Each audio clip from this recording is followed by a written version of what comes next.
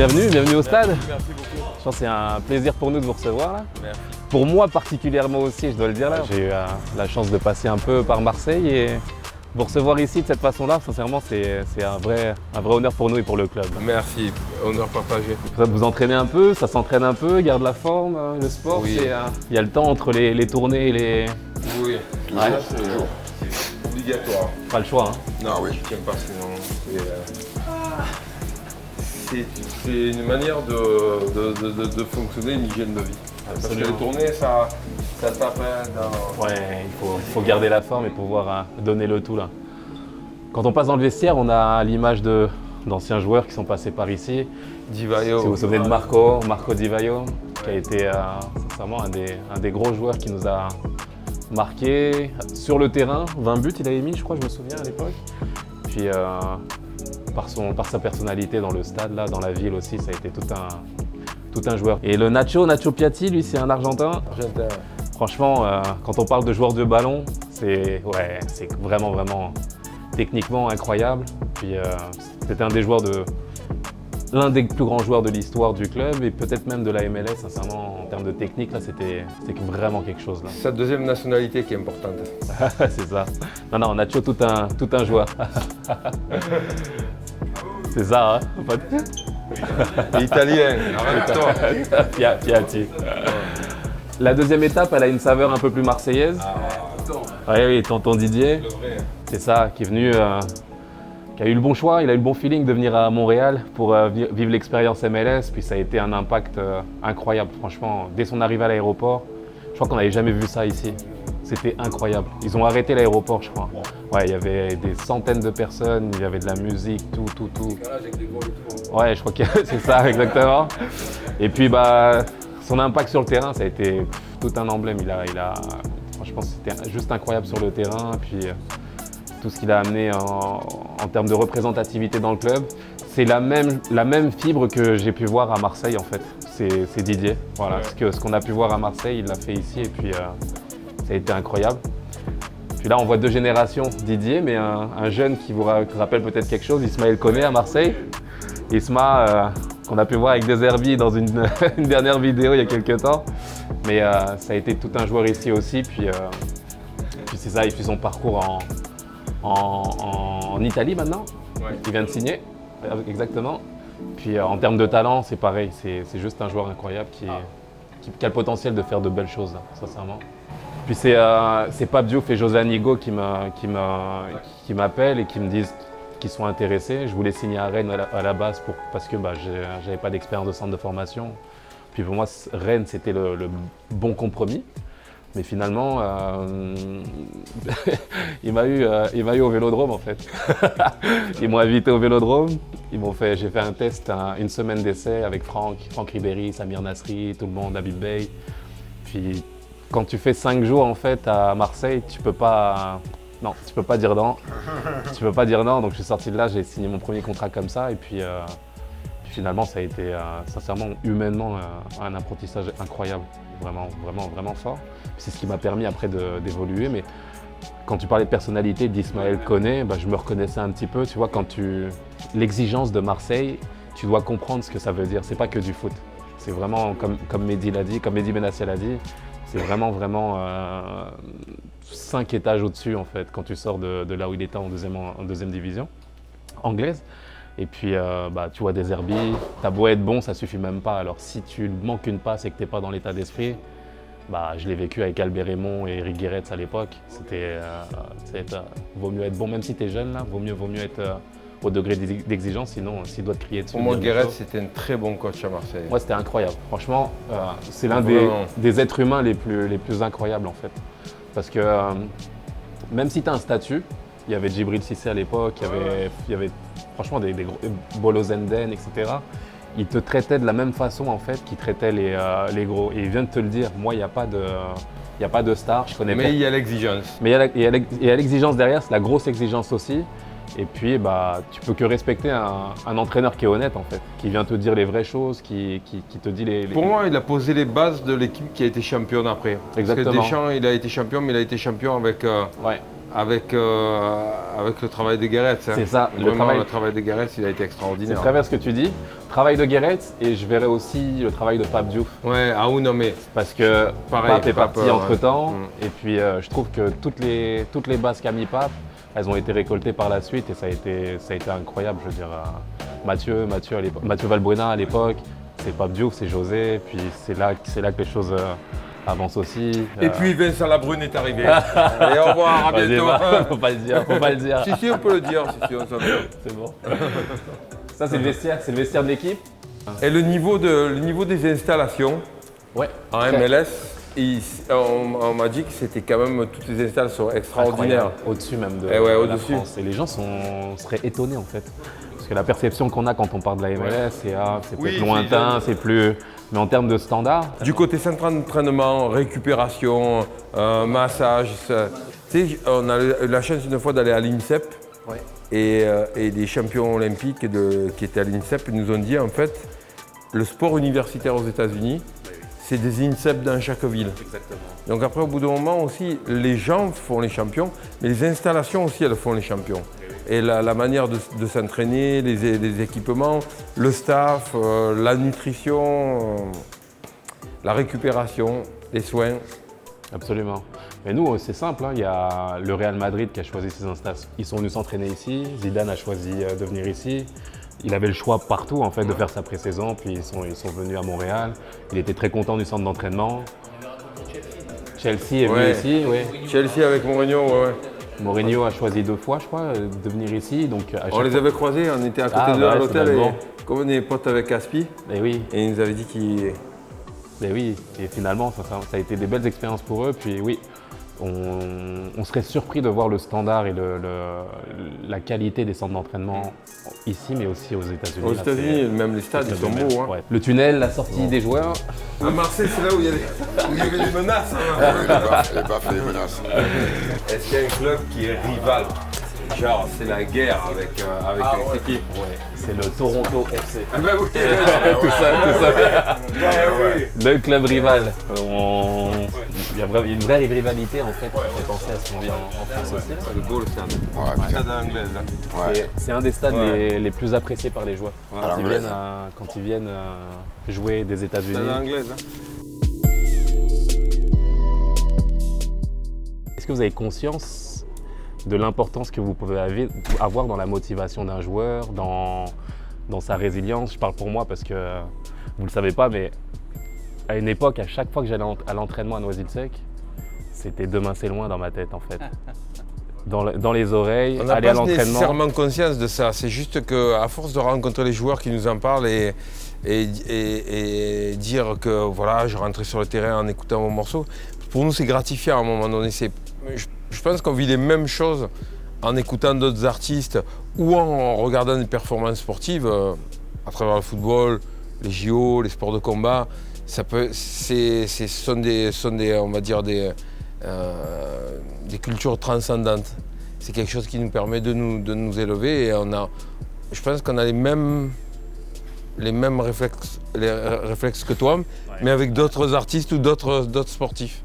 Avec des sportifs aussi. Parce que ça, c'est le témoignage que je donne, mais c'est chaque mot en fait que vous pouvez avoir dans une musique, dans une chanson, il suffit d'une punchline ou d'une phrase, elle peut être marquée à vie en fait sur une motivation, sur le fait de s'accrocher, d'avoir un ancrage pour aller s'arracher sur le terrain, tu vois, de ne rien lâcher, de sortir aussi socialement de là où on a grandi. Et je sais à quel point, moi c'était rough et vous à une époque aussi beaucoup. Puis je sais à quel point le hip-hop ou le rap a amené à beaucoup de joueurs ce truc supplémentaire de résilience, de ne pas lâcher, d'être influencé par des paroles. Beaucoup de sportifs, on les voit s'isoler avec des casques sur la tête. Je pense que ça fait partie de la concentration, ça fait partie du dépassement de soi aussi. Parce que quand on est seul, on écoute la musique nous projette dans quelque chose de plus grand. Et dans le résultat, dans le fruit c'est ce qui est très dur aussi, c'est dans le sport en général, c'est de savoir qu'on s'entraîne des longues périodes pour une performance un jour précis. Donc le foot, vous avez la chance d'avoir des échéances plusieurs fois dans la semaine. Dans des sports olympiques, par exemple, c'est 2 ans d'entraînement pour 10 secondes. Là, je pense que les sportifs ont encore plus besoin de s'isoler, s'écouter, de se projeter dans quelque chose. En tout cas, pour nous, la musique, elle fonctionne de la même manière. D'ailleurs, nous, des fois, on regarde le match de foot juste avant de monter sur Ah scène. oui, Ah oui, ça, ou même des fois, pendant. ça sent l'anecdote, ça. Ah, il y a eu plusieurs concerts où il avait les écrans dessous, il nous tenait au courant des scores. Vous faites une pause et... Avec le téléphone, Ah non, même pas, il nous tenait au courant pendant le concert. Oh, regarde, carrément. C'est Non, par extraordinaire. exemple, on a joué à Vienne pendant l'Euro, il y a 10 années de ça. On jouait, il y avait des écrans géants sur les 2 côtés de la salle qui projetaient les matchs. Donc on était en même temps en train de chanter, mais il y avait les matchs qui étaient en direct. Bah, c'est incroyable. Ça fait partie de... Ouais, quand on fait les tournées et qu'il y a la Champions League, voilà, on regarde... Dans les loges, on se met les ordi, on regarde. Je dis, allez, bon, c'est bon, on arrête. Eh merde, le match n'est pas fini. Ah, magnifique. Ça arrive souvent. Est-ce que tu te souviens aussi de la finale France-Croatie, je crois, Ouais, dans le bus. dans le bus, où il y a eu la tempête. Où il y a eu la tempête, du coup on a pu voir le match en entier et voir la victoire de l'équipe de France. Ah, magnifique. Donc, C'est beau. Il y a un autre parallèle que je vois entre le sport, enfin le foot et un groupe, c'est l'individu au sein d'un collectif. Donc comment articuler les choses, comment on trouve sa place en tant que personnalité, comment on montre aussi nos qualités dans le groupe et respecter l'entité du groupe. Vous le vivez comment cet aspect-là? C'est une vie fraternelle, on va dire. On vit autant avec les membres du groupe qu'avec les membres de nos propres familles biologiques. Donc je pense que ça s'apprend avec le temps. On apprend à vivre en communauté, on apprend à s'effacer quand il le faut, on apprend à enfourcher le cheval de la motivation quand il le faut aussi. C'est des choses, on n'a plus trop besoin d'en parler maintenant, c'est des choses qui naturel, viennent, c'est acquis et c'est automatique. naturel, ouais, je comprends. Et là, on parle beaucoup de grands joueurs comme Cristiano Ronaldo ou Messi par leur qualité, mais il y a aussi la longévité, le fait d'exister, d'être toujours justement... ouais. Comment est-ce qu'on fait justement pour être toujours en tendance quand on parle d'IAM, que ce soit en France ou ailleurs? C'est quoi le secret? il n'y a pas de secret, je pense que c'est une histoire de volonté et de passion aussi. La passion. La passion. Si tu perds la passion, je pense que tu es amené à arrêter et puis à ne plus créer. Tandis que tu faisais référence à Messi et Cristiano Ronaldo, ce sont des gens qui sont vraiment passionnés par le football et qui ont envie de montrer qu'ils sont capables de pouvoir performer. Je pense que nous aussi, on est dans ce cas de figure-là. Parce qu'on est passionné par ce qu'on fait, on aime notre métier et on ne se dit pas qu'un jour ça va s'arrêter. En tout cas, moi, ça ne me traverse pas l'esprit en tout cas. T'es animé comme au début? Tout à fait. Et peut-être voir plus qu'avant même. Mais justement, ça vous amène à voyager. Montréal, quand je dis Montréal, ça vous évoque quoi? Peut-être les premiers concerts qu'on a fait, les premières fois où on est venu, c'était en 1990, je pense. On est venu sur le premier album, sur De la planète Mars. Et de suite, il y a eu un accueil. Alors, ce qui était marrant, parce que beaucoup de rappeurs montréalais et montréalaises, puisqu'il y avait des filles aussi, mais ils étaient anglophones à l'époque, fin des années 80, début des années 90. Et on faisait des concerts, des freestyles, des soirées micro ouverts et beaucoup d'interviews. En fait, c'est un lieu... Voilà, le Québec en général, c'est un endroit où on est venu vraiment de manière régulière et on a toujours été bien accueillis. On voit pas de limite, on voit pas de différence avec le fait de faire une tournée en France et de venir ici au Québec. C'est une sorte de continuité, de prolongement de la tournée. On n'a pas l'impression que c'est exotique. Comme quand on va jouer en Chine, on a fait des tournées en Chine. Là, il y a un peu plus de dépaysement, d'exotisme, comme au Japon. Ça. Puis je pense que c'était aussi, à cette époque-là, tu te rappelles, en fait, c'est vrai que beaucoup d'artistes français snobaient un petit peu le Canada, mais tout le monde disait, ah bon, vous allez au Canada. Et moi, les images que j'ai, c'est que je le revois chez moi dans la voiture, en train de rouler avec un chemin dégagé au milieu de presque 1 mètre de neige, où on voyait à peine, on se rendait dans une université pour faire une radio, c'était super tard le soir, on faisait les freestyles. Et moi j'ai gardé cette image-là. Et je pense que c'est parce qu'il y a eu cette prise en compte de notre part de suite de la réelle existence d'un vrai public ici. Ça a amené d'autres choses après par la suite. De vrais passionnés de musique, ouais, nous, ça nous a amené à avoir envie, justement, au vu de l'accueil et de comment la culture, elle, ici, elle vivait, de revenir. Et le fait qu'on revienne souvent, je pense que voilà, les gens ont trouvé ça aussi. On n'a jamais refusé, en fait. De notre part, on n'a jamais. Naturellement, on n'a jamais snobé, on est toujours venu, même s'il y avait de la distance, même s'il y avait des trajets, on a toujours. Même si c'était que pour les interviews, en fait, Joe, le souvenir dont il parle, c'était vraiment, on était venu une semaine pour faire des interviews et des freestyles à la radio, c'était radio universitaire, Montréal Sud. On le faisait de bon cœur, ouais, naturellement. Je pense qu'ils le ressentent et les Montréalais vous le rendent aussi de la belle façon. Moi, j'ai vu des images incroyables lorsque vous étiez sur scène, que ce soit à la Place des Arts, que ce soit... vous avez fait un concert philharmonique aussi. Et même dans toute la province du Québec, c'est-à-dire que même quand on va dans d'autres villes et tout, il y a vraiment cet accueil-là qui est, je pense, qui est une sorte de reflet de ce qu'on a pu faire à toutes les époques, c'est-à-dire venir, être présent, venir à la rencontre du public, faire des très grands concerts, comme faire des concerts dans des clubs beaucoup plus... des concerts même dans la rue, quand on avait joué, on avait fait à Québec City. Québec City, ouais. Québec City, on avait joué dans la rue. Ouais, les blocs partis. Foufoune électrique. Ah, les Foufoune électriques, ça c'est début des années 90. C'est bien. Il y en a qui ne connaissent pas. Trop jeune, vous êtes trop jeune pour ça. Il y a justement Casbah qui représente bien tout ça en tant que Montréalais, que moi j'aime beaucoup parce que quand tu parles d'authenticité, il en fait partie. Je veux le voir sur scène, même quand il fait les premières parties de grosses personnalités ou gros groupes. Je vais juste le voir lui et rentrer chez moi. Des fois parce que j'aime ce qu'il fait, j'aime son art, j'aime la personnalité qu'il est aussi. Puis c'est aussi grâce à lui justement qu'on a pu avoir cet événement aujourd'hui. Donc je tenais vraiment à le remercier. Et je retenais aussi le regard qu'il pouvait y avoir en fait lorsqu'on parlait du Canada, lorsque vous parlez du Canada pour venir faire votre art ici. Je l'ai ressenti aussi moi au ballon. Eh oui. Quand j'ai dit à mes parents et quand j'ai dit à mes amis ou au foot que j'allais jouer au foot au Canada, le regard il y a 15 ans c'était mais qu'est-ce que tu vas faire au Canada, c'est pas le hockey le Canada.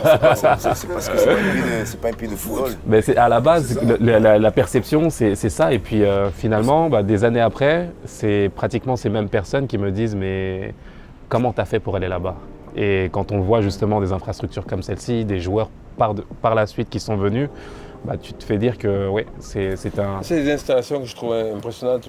Elles sont dans la foulée des installations universitaires sur le continent nord-américain, c'est-à-dire très, très bien équipées.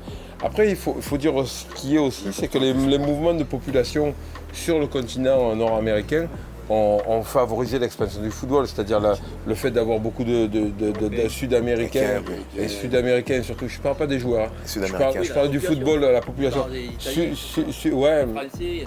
Ouais, mais surtout Sud-Américains et Africains qui ont amené la pratique du football culturel. Parce que par exemple, à New York, il y avait des Européennes, il y avait des Italiennes, tout ça, mais le football, il s'est vraiment développé dans les lycées avec l'arrivée des Sud-Américains énormément, puis des Africains par la suite. C'est des pays de culture déjà footballistique. Déjà. Oui. Nous c'est simple, au CF Montréal, on a une équipe qui ressemble à la ville en fait, cosmopolite. On a des Québécois, on a des Français, on a des Sud-Américains, des joueurs vraiment qui amènent justement leur identité et leur touche aussi de football dans le jeu. Et puis sincèrement, comme je l'ai dit, je me sens vraiment chanceux d'être dans ce club parce que je me retrouve en fait pareil d'une certaine façon dans ce que j'ai vécu en France, en région parisienne. Puis aujourd'hui, tu as un club qui veut justement ressembler à la ville, recevoir des joueurs qui ressemblent justement à la population et créer ce sentiment d'appartenance qui est fort en fait. Et ça c'est top. Peut-être prendre une photo avec les maillots ou de porter les maillots. Sur le terrain ? Ouais, ce serait cool, c'est vraiment cool. Magnifique.